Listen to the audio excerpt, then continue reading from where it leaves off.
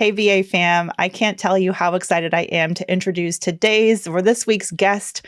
She is someone who I feel like I just don't know. I'm embarrassed to say that I wasn't familiar with her work until more recently. But when I tell you I am now a super fan, I am now a super fan. Her name is Minda Harts. Minda is a workplace and equity consultant. She's also the best-selling and award-winning author of books like The Memo and Right Within, which both have become just treasure troves of insights and strategies and real world tips for women of color struggling to find their place in the modern day workplace. So you've got to check out Minda's books. However, she's also got a brand new book coming out as well that we're going to talk about called You Are More Than Magic for young adults. And that's going to be released this spring. I think like right now it's out. You can go buy it right now. You Are More Than Magic. Minda's also a professor at NYU Wagner. She is a frequent guest on MSNBC, and she's been featured all over the place from ABC to Fast Company, Time Magazine. She's a sought after speaker for companies like Liberty Mutual, Nike, Google. You know, no big deal. She's out there. And in 2020, she was named the top voice for equity in the workplace by LinkedIn. You can also check out Minda's podcast called Secure the Seat. She is our podcast sister. Yeah, so definitely head over to mindaharts.com and check out all of her incredible work. After the show, check the show notes. We'll have links to all of her amazing content where you can find her books. But for right now, Minda is joining us on Brown Ambition. Minda, welcome. Thank you. Thank you so much for having me. Big fan of you and Tiffany. Thank you for the work that you do. Oh, likewise. How long have you been in this space and why haven't I heard of you? I know it's my fault, but I want to know all about how I know people who are usually in your space have fascinating stories. And I want to hear sort of like your origin story of how you became someone who is now getting hired by the likes of Google and Nike to hopefully come in and help them fix and better retain and develop and grow women of color talent. Yeah, well, thank you for highlighting my work because, like you said, everybody may not have read the memo. They may not know it, right? And sometimes, as Black women and Brown women, we're erased in different spaces. So it's podcasts like yours. It's us amplifying each other so that people know that this work exists, so we don't have to suffer in silence. But the work that I started doing, I started back in 2015 when it wasn't as popular to talk about, how Black women and Brown women were experiencing the workplace. And it was shortly after I had read Sheryl Sandberg's book, Lean In, that I thought, wow, there's some great advice in this book, but it's not talking to me. It's not talking about the experiences that I'm having. And so I really just thought about, well, what about women in the workplace? And why aren't we talking about all women? Why are we just talking about women in dominant majority? And so I really just set out to say, let me start creating content around some of the pain points that we experience. And I started doing that via a blog in 2015, and then eventually started doing these career boot camps in New York City around Black and Brown women, how to negotiate, stuff like that. And then eventually the books came, but my origin story was sitting in my car, Mandy, crying after 15 years of being in corporate America and saying, is this what my life is like? Is this what I have to do to survive in the workplace? We deserve better than this. And I wanted to make the workplace better than I found it. And that's exactly what I've been trying to do. Wow. Yeah. So, I mean, 2015, that's when we launched Brown Ambition. And I love the idea that we were like, and obviously Tiffany's not here, but she's always here in spirit. Yeah. I love the idea that the memo was taking off and Brown Ambition was taking off. And you know what's incredible? I know you mentioned until more recently, maybe it wasn't as popular to talk about being Black women and women of color in corporate America, but I've never been so proud of the work that we did back when in 2015 when it wasn't, as popular, when all the media attention wasn't there and we weren't on all the lists and stuff, because it was like we set the groundwork and planted those seeds. Tiffany always uses that analogy of planting seeds so that when I feel like your phone must have been ringing off the proverbial hook. After the summer of 2020, it seems like because there's so few of us, it's like, okay, who's a person of color and who can talk about the workplace and about women and okay, Minda Hart's done. You know what I mean? And like, who's podcasting about it? Brown Ambition and like two other people, right? So, I mean, it must feel, how does that feel? How does it feel to now have like all this attention? And do you feel like, okay, like I've laid the groundwork for this, I'm ready for this moment to capitalize, for lack of a better word, on this newfound interest?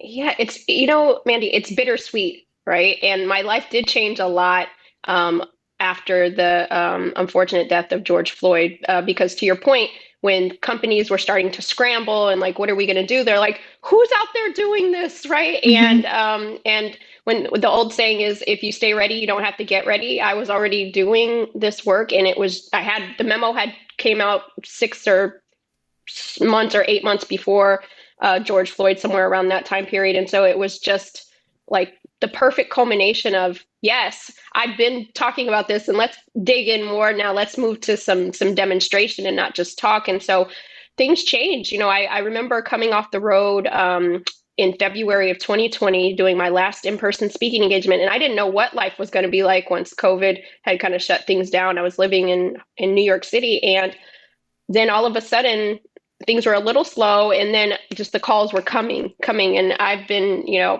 busy ever since in a way. But what I'm happy about is we finally get to center Black and Brown women in the career narrative the way that it should have been centered all along, right? So now that I do have the microphone in many spaces, I make no apologies for it, because I'm like, this is what needs to be said. This is what we're going to do. And if there are women who haven't yet found their voices in the workplace, I hope that our stories will inspire them to activate their voice, because we all have a voice. We just have to decide how we want to use it. Yeah. I mean, it's such crazy timing and like serendipitous timing that your book had come out right before the pandemic and the murders of George Floyd, Breonna Taylor, and the list goes on tragically. Talk to me about your book. I mean, having come out before the pandemic, is there anything you would have written differently? Or if you could add a chapter today, what would you imagine adding to the book now, having now come on the other side of this pandemic? Yeah, it's interesting because before the George Floyd murder, they'd call me, but it was few and far between, and they'd be like, "Well, what are you going to say first? Give me a script. Like, racism doesn't exist here. Our Black women are thriving. They never tell Mm, us anything differently." And I'm like, "Okay, but do they feel safe enough to tell you how they're really feeling?" That's a different question, just because they haven't said anything. And so for me, it was very much kind of this push and pull. And then once that situation happened in 2020, then companies who were like afraid to have a conversation or buy the books for their ERGs were like, wait, come on in, come talk about it at its full extent. And so I was like, okay, now that you're ready to talk about it, we all should be ready to talk about it too. Right. And it was mm, just this weird kind of juxtaposition. And so for me, it was again saying, what is the main thing has always been the main thing, centering Black and Brown women in the workplace. And so I just doubled down even more on the content, and it actually allowed me to write two more books. I wrote Right Within and You Are More Than Magic during 2020. And then they came out in 2021 and 2022. But those were an extension of the memo, because I thought about, okay, what are the rules to engagement, right? What are the office politics? How do you build your network? All of the different things. You're not going crazy. I want the memo to affirm you. But really, the extension of the memo was right within to say, you've been exposed to all of these racial experiences. You may not understand how much it's harmed you. But you can be free of that, right? Because we want you to be your healthiest life. You're not going to be able to be authentic and do the office politics if you haven't actually tapped into what's going on and how you're feeling about the environments that you're in. That's part of what you can control. And so for me, I often thought about the memo, what I'd add, but I'm like, you know what? The extra chapter is Right Within. The extra chapter mm. is You Are More Than Magic. You okay, I didn't realize The Right Within came out after the memo, so you just, like, don't sleep, I guess. There's a little bags under my eyes. Yeah, I mean, that's prolific, 2 books in 2 years, my goodness. So, okay, talk about The Right Within. What's the take on that? Is that more, here's actual actionable strategies on sort of like how to survive, now that we kind of all know what the issues are, now here's how to survive and thrive? So yeah, well, so Right Within, I took it from Lauren Hill's "How You Gonna Win If You Ain't Right Within," and I thought about what are Mm, the things that. So, for example, when I was in my former life, I spent 15 years in my industry, and there wasn't a day I didn't go to work where I wasn't racially aggressed in some way, shape, or form, macro or micro. But I had started to normalize the behavior. right? So when someone would say, oh, the Black girl or this or that, any kind of derogatory type of experiences, I'd be like, oh, well, I guess that's just Scott being Scott today, right? So I just learned to sweep it under the rug. And I didn't realize how damaging that was to me, in my life, how I saw myself, my worth. And then you think about the people you go home to or that you engage with that love you, they're not getting the most healthiest pieces of yourself because you've been in this harm, this fight or flight survival mode. And I really wanted Black and brown women to think about what freedom looks like. Freedom from being the angry Black woman, the feisty Latina, the docile Asian. Like, we can control being free, no longer confined by those things. And so right within was the inner work, right? And I talked about how I had experienced so much racial aggression in the workplace that I started to get panic attacks and depression, and how I sought to find healing, and how we can all, I invite women to heal from those experiences so so we don't take them with us.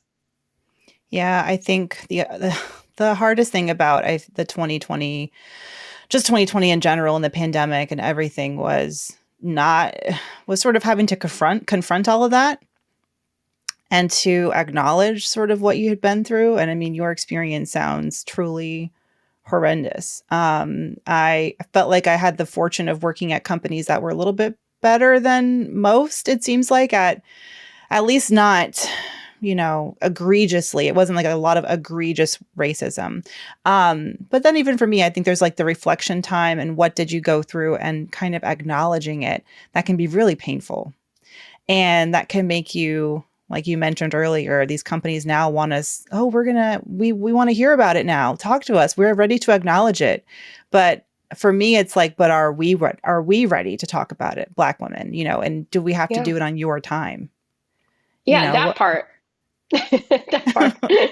You're ready, but like, this is traumatic and painful and not necessarily something that even we've confronted internally, So for those of us who've maybe, and it's been, I'm not saying that everyone had those points of reflection and came to their aha moment in 2020, maybe you've been working on it since then, but it's been a couple of years. So, I mean, what kind of advice do you have for those of us who now have acknowledged it and it may feel like we want to start healing?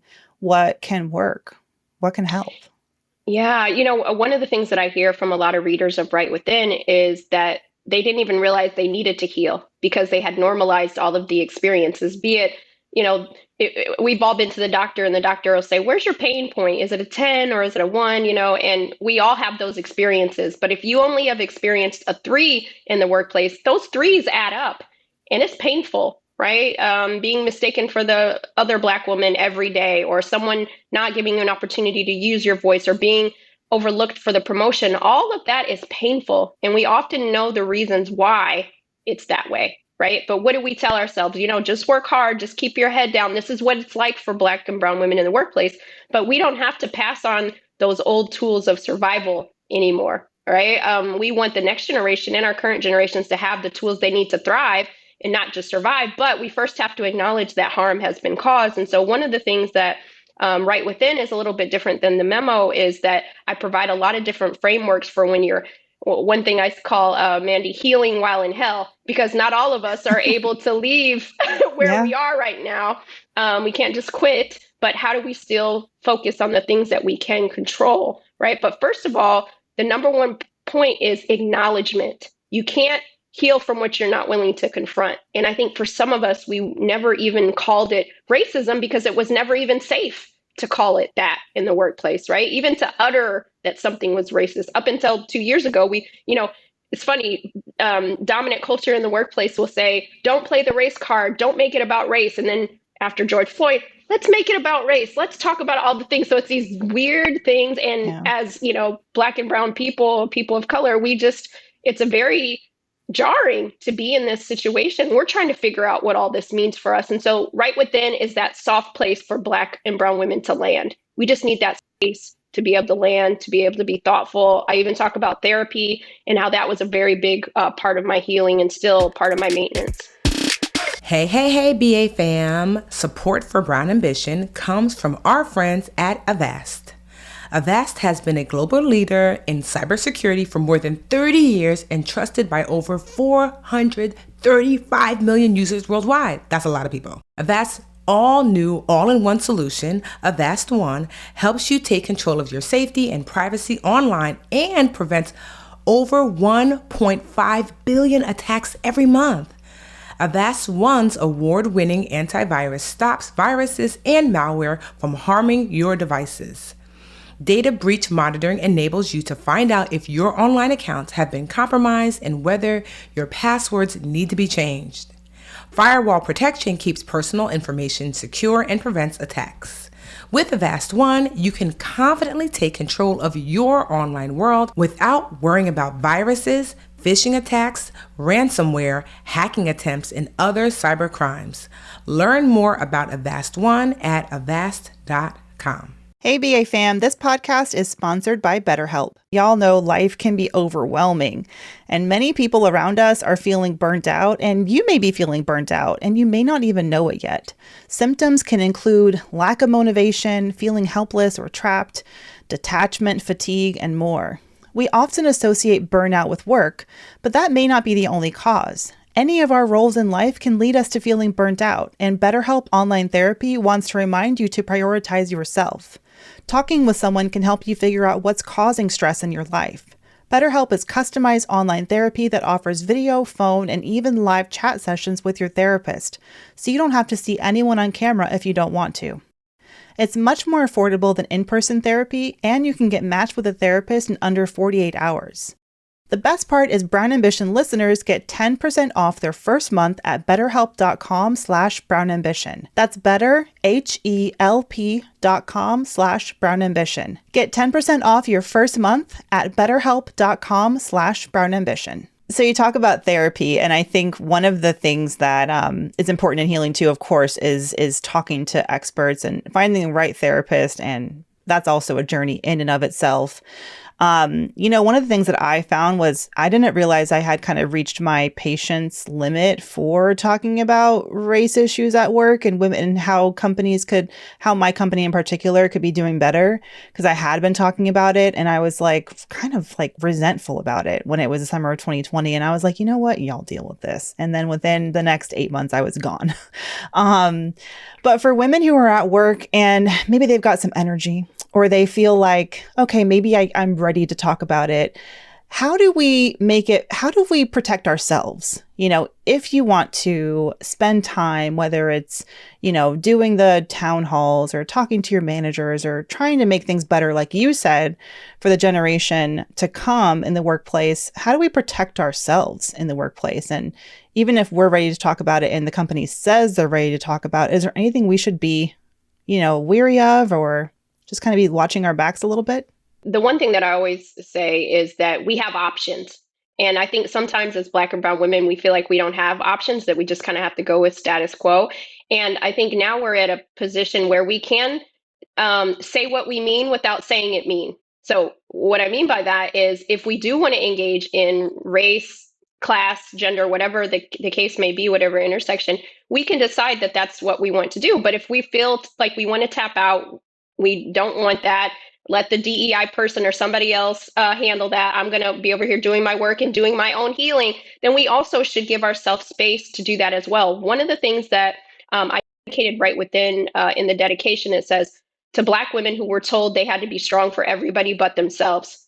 It's time that we no longer have to center everybody else's experiences if that's not congruent with what we want. And I think we can create the boundaries. Part of healing, in my opinion, is creating boundaries with people. So letting people know what good looks like to us. So if we don't feel comfortable engaging, we can use language like, I don't feel like this is a psychologically safe environment for me to have this conversation right now, but when I'm ready, I'll be happy to let you know that, right? And I think, again, a lot of our colleagues, Mandy, they will tell us in a heartbeat what's working for them, what they don't like. The copy paper's out. There's no more filters for the coffee maker. They have no problems saying what they want to us. And I feel like it's time for us to recenter and say, you know what, here's what works for me and what doesn't, because no one's going to know that if we don't let them know what good looks like to us. And that is creating those boundaries. And so I talk about drawing your line in the sand, letting people know what's comfortable. And if you're not able to do that,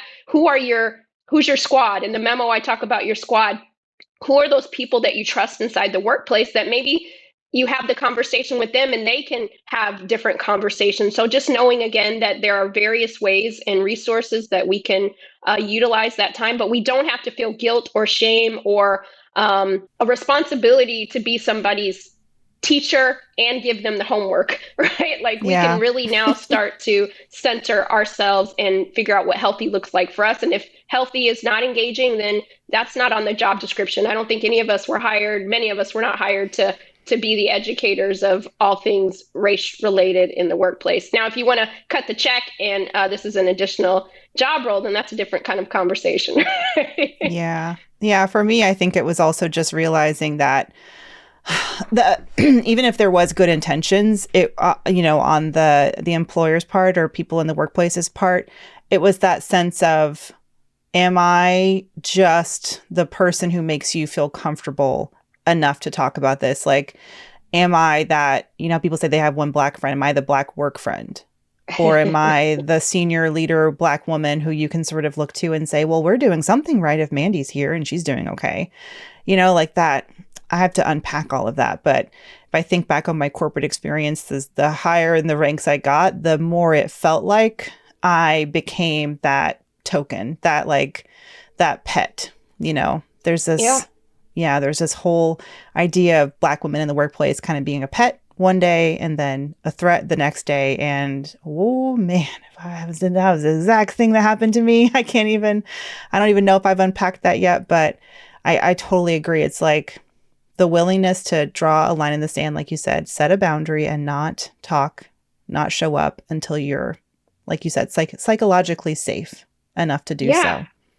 And we can create that for ourselves. And I think giving ourselves permission to do that, right? Because we know what it's like to walk on eggshells at work. We know what it's like when we're not creating boundaries. So let's flip it. Let's give it a chance, right? I invite people to think about if you haven't been creating boundaries, what's that one step? What's that boundary that you can create to help center you? Because we're not going to be our healthiest selves if we're constantly walking on those eggshells and pretending that some of these things are not affecting us. Because I make the joke sometimes, Mandy is like, no, we're not angry black women at work, but when we go home, some of our family members might see an angrier side, right? Because you're taking all of that from one place that we can't express ourselves and articulate what's going on. Now we take it home. And then the other part of it, it's chronic stress in our bodies, which is making us not be able to live our most healthiest lives on this planet because of all that chronic stress. So our life really depends on it. Yeah, you're absolutely right. And our happiness, like our family's happiness. Yes. Let's talk about You Are More Than Magic. I love the concept of this book, especially being targeted toward young Black women, right? Young, I'm thinking children, like adolescent age, like teenage. I want every little girl and teenage girl to know that they are more than magic. Talk to me about that book and what it's all about and what made you want to write that next. Yes, that's my third book that just came out with Penguin Teen. Thank you for it. I'm just so incredibly proud of You Are More Than Magic. It's actually I like to say that it's a young adult version of the memo. So I thought about what were the things that I needed to hear at 15, at 13, being, a Black girl in a predominantly growing up in a white town, but often being the only Black girl on your teams, in your classrooms, those sorts of things. And some of those early experience start to dictate who we show up as in our adult life, right? And I wanted to be able to talk to young girls to say, you know what you're doing right now, it's not magic. It's resilience, it's hard work, it's dedication, it's not luck, right? You're not some magical fairy for people to look at. I know we use the term Black girl magic as endearing, which it's very, very much is, but any Black woman that's got where she is today is not magic, right? It's hard work, it's grit, it's a community invested in her, and we're so much more than that. And I just wanted young girls to know that they could take up space right now. They just have to decide how much space they want to take up. They have a voice right now. What does it look like to have those conversations when their classmate says something that doesn't feel good? Maybe it's about their hair or their name or how they show up. How do you respond? You don't have to tie your worth to somebody's ignorance. All the little things that we probably needed to hear, things like courage. But then also I wrote the book in a way in which adults in their lives or educators could also engage and read this book, because they do have voices, and we want them to have healthy tools to be able to engage and show up in the spaces that they need to as their full selves, not shrinking, because we know what it feels like as adults when our voices are shrunk in the workplace. And sometimes those things happen as teenagers, and we just want to make sure that that's not happening to them so that they can be their best selves. Yeah, I love that idea. I think one of the things for me growing up was sometimes the voices that tell us as young Black women to go with it, go with the flow, just be grateful. Here's your award. So pat on the head. Aren't you magical? All that. Sometimes that can come from people who look like us, from family. For me, it certainly did. And I wonder, like, do you have any advice for this next generation of young Black women who I just feel like are going to be a freaking force of nature? And I hope they're not going to even know what imposter syndrome is. They're just going to be like, what? You're not going to pay me well? Bye-bye. Yeah. But I worry a little bit about that, like that friction between generations. There you have a whole other generation who was told a completely different way of how to be. And then you have this newer generation coming up who is going to hopefully know a lot different because they're going to read You Are More Than Magic. But like, do you have any advice for that or any thoughts on that? You know what? Yeah, I'm glad that you brought that up because as I wrote the book, I was constantly thinking about the generational gap, right? Because you think about for some of our elders, they taught many of us be seen and not heard, right? Or sometimes they use language like speak up, girl, or shut up, or know your place, all these different things that are, social media wasn't necessarily a thing for some generations, so they don't understand the pressure that these young girls may be under right now. And so instead of me showing up to the book and being like, when I was your age, I decided to do a bunch of roundtable discussions with Black girls across the country. And I sat and asked them questions about what they are experiencing, what are the pain points, and I wrote from their pain points, and I talked about my experiences around those and things. And so one whole topic is difficult conversations, and I talked to them about it because I told them there's people in your life that may not have the tools they need to help you be your best self. So don't let them dictate how you show up in the world, because it's not that they don't want you to be seen or use your voice. They just might not know that it's possible, right? And so I also write to the parent and the guardians to say, don't silence your young girl's voice. If she's saying something, hear her out, right? So that you can have a dialogue. And I think that that's crossing the intergenerational gap so that we can all sit together and say, listen, this is hard out here sometimes, but you deserve to be in this space. You deserve to be in every room that you're in, but not every space deserves to have you. And the earlier a young Black girl, brown girl can know that, the moment she can say peace, that she doesn't have to just stay here and participate in this, oppression, but that she can find those spaces that celebrate her, right? Or when I was younger, my father always had to go and talk to one particular teacher because she was always singling me out as the only Black girl in class. So when those things happen, having the language to be able to articulate that sometimes things are race related, but it doesn't dictate your worth. And I think young girls just need to know that early on. Yeah. And if it's not, I love what you said. I want to go back to that because I just feel like I want to put it on a poster and hang it on my wall.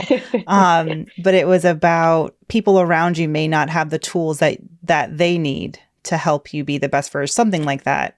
Yeah. So such an incredible way to like a mind shift, how to shift your mindset around, okay, even if someone around you is saying one thing, you don't always have to internalize that. Or going to people who may just be, your family or your friends at school.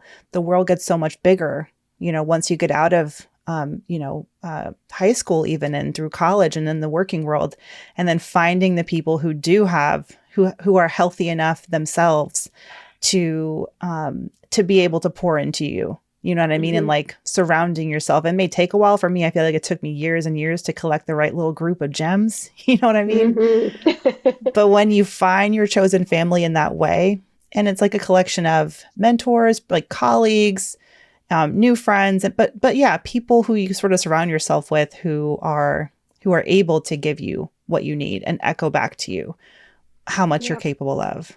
That's such a beautiful, beautiful message. So what does this look like for you? I feel like you should be at every high school across America, like doing talks and stuff, but how are you reaching these teens? Yeah, it's been a different process having, well, when the memo came out, the book came out before the pandemic, then Right Within came out during the pandemic, and now You Are More Than Magic is a new group of people. So the one thing that demographic, so I did an event with Black Girls Rock last week, which was really awesome. They have a Black Girls Lead program, and one of their alums interviewed me about some of the topics in the book. But my goal is to get to every organization and school and have these conversations, and also talk with parents and educators and guardians, because I think that part of the success of young Black and brown girls is making sure that we have the tools to be able to support them in the ways that they need to. And so again, having these new tools so that they can thrive and be their best selves right now. But so if anyone listening, if you know of any good organizations or sororities or fraternities that have little sister or brother organizations, these conversations need to be had, because now is the time, right? And like you said, I'm so excited with this generation because they're thinking differently, they're more inclusive, and if they just have the right curation, there's nothing that they can't do. Yeah, and it's also, I feel like on some level maybe a little bit more difficult to convince. I'm a mom now. I don't know if you're a mom too. I have a young son. And I feel being a parent now, I'm kind of shocked at how little I recognized how little this country cares about kids in general, let alone Black and brown kids. And the more I, look at the world differently through my son's eyes, I'm just like, damn, why don't we do more? And I can just see already the challenge of convincing. I mean, it's one thing to convince a company to invest in like having a Minda Harts come and speak to their ERG or whatnot. But how, like, I'm just begging everyone listening to just think about how we are, like those organizations that are working with Black girls and Black girl empowerment and leadership, and you mentioned Black Girls Rock, which is incredible, but how are we supporting and showing up for those organizations and showing that we care about the work, and that we care about investing more in young women of color. So, I just want to put them all in like little snow globes and protect them from everything. But one thing I'll say really fast, Mandy, is that when I did the roundtables with the Black girls from different parts of the country, and one thing I asked them, what would you want people to know about you and how to engage? And regardless of where I spoke to them and where they live in the country, they said they just want to be seen. They want people to treat them like they treat their daughters and their sons, and just be seen.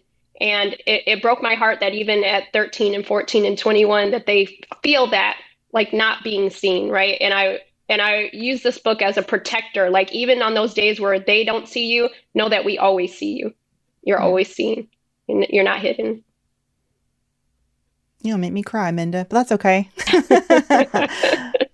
Thank you so much for sharing your beautiful work with Brown Ambition, BA fam. You have to go to mindaharts.com and check out all of her incredible work. What else can we tell people about you? Go pick up the memo. It's called The Memo, What Women of Color Need to Know to Secure a Seat at the Table. Also, we talked about The Right Within and your newest book, You Are More Than Magic. Minda Harts, thank you so much for joining Brown Ambition. Thank you so much.